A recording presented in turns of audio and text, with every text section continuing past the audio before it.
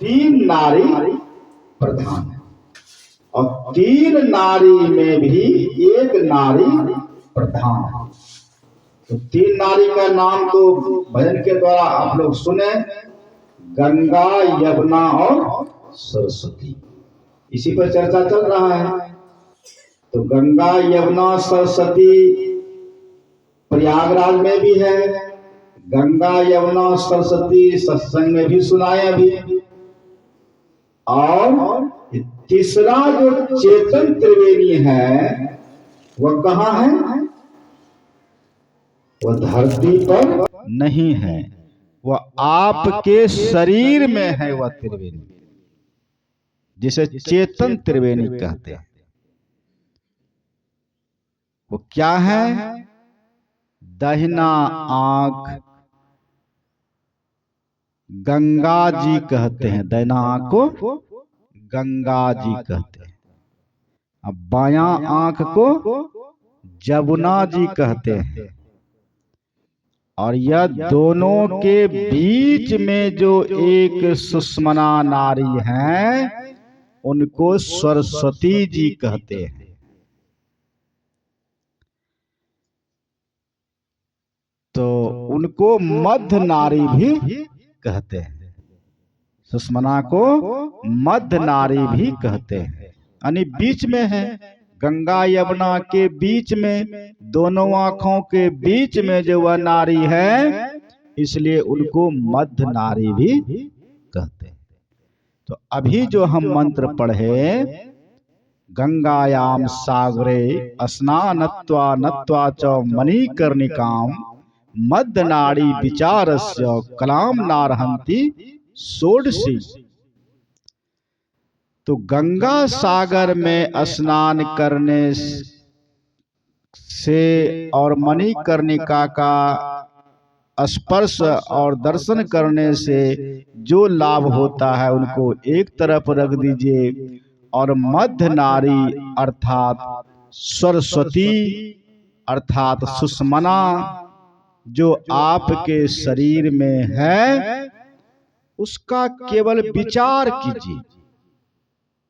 सत्संग के द्वारा समझिए, सुनिए, समझिए। विचार करने का मतलब समझिए।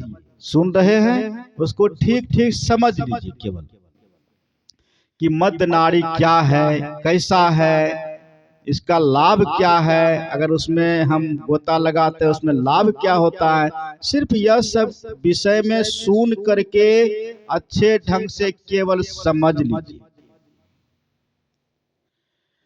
केवल समझ लेने से कितना लाभ बताया जानते हैं?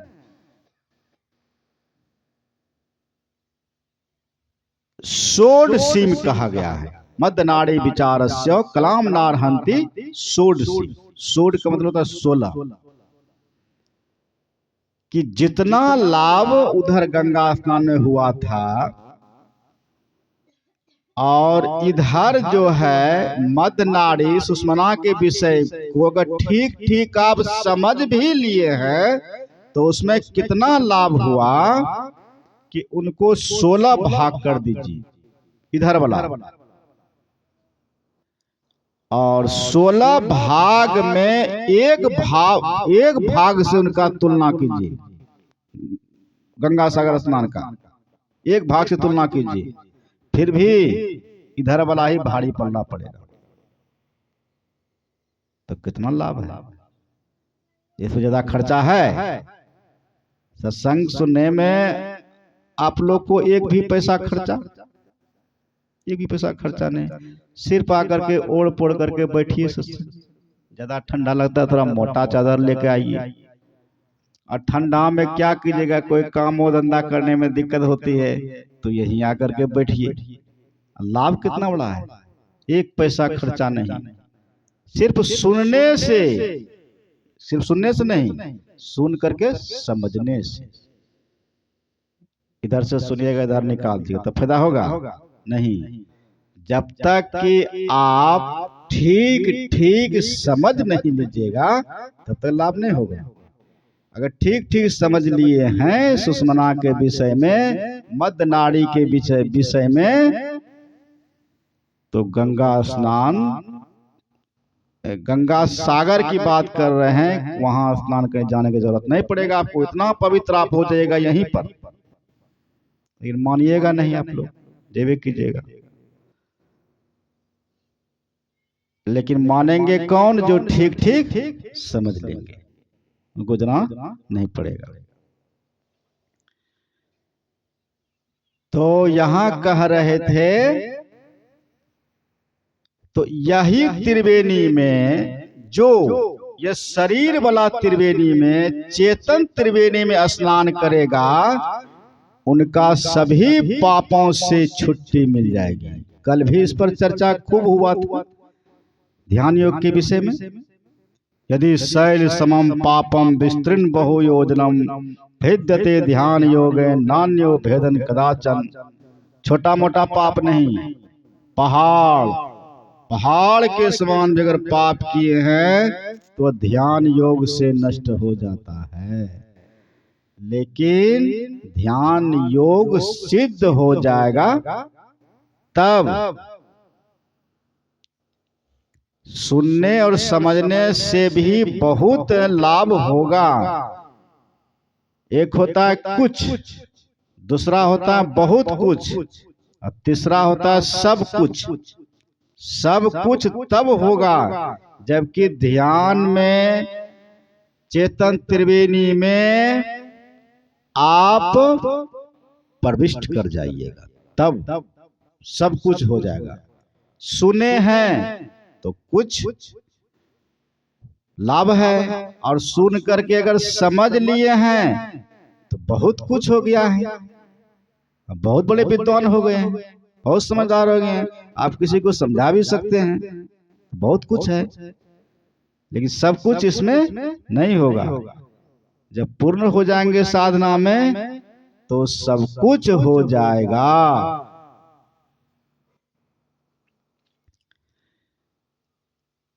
यह त्रिवेणी के विषय में और देखिए बड़ी सुंदर बात कहे हैं, अश्वमेध सहस्त्राणी,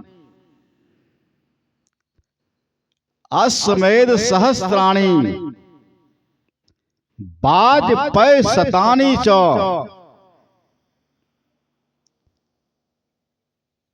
सुष्मना ध्यान लेशस्य कलाम नारहंति षोडशी।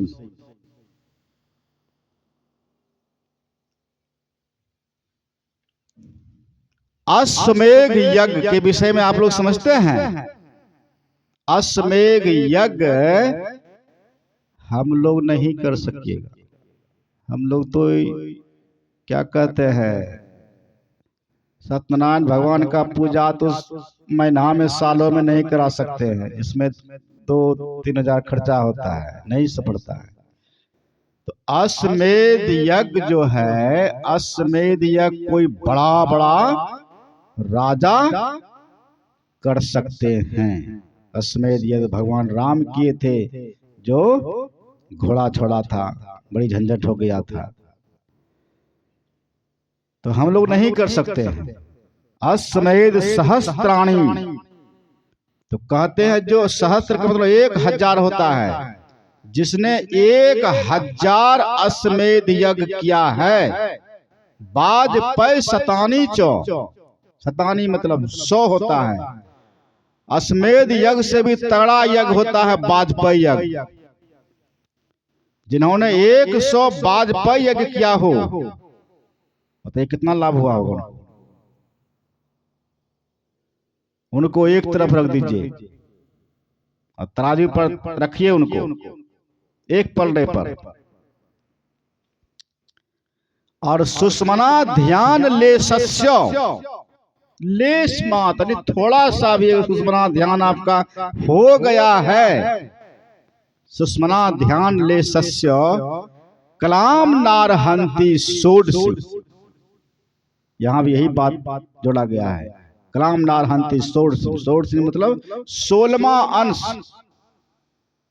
सुष्मना ध्यान के 16वां अंश, अर्थात सुष्मना ध्यान में इतना लाभ होता है, उनको 16 भाग कर दीजिए, एक भाग को एक तराजू पर रख दीजिए, और 1000 अश्वमेध का फल 100 वाजपेयी यज्ञ का फल एक तराजू पर रख दीजिए और तौल कीजिए तो इधर वाला ही पल्ला भारी होगा, सुषमना ध्यान का ही पल्ला भारी होगा।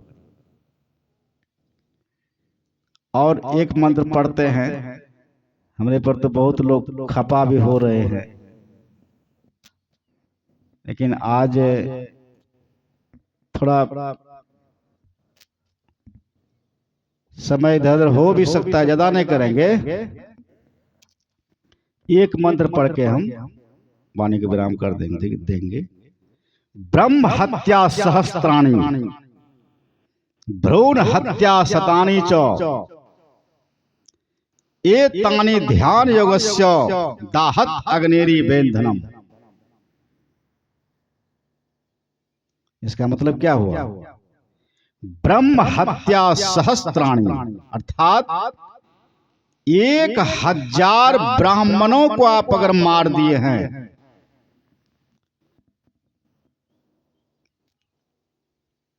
और 100 भ्रूण हत्या आप कर दिए हैं। भ्रूण हत्या मतलब समझते हैं सब लोग, पेटे में जो बच्चा को मार देते हैं उसे भ्रूण हत्या कहते हैं।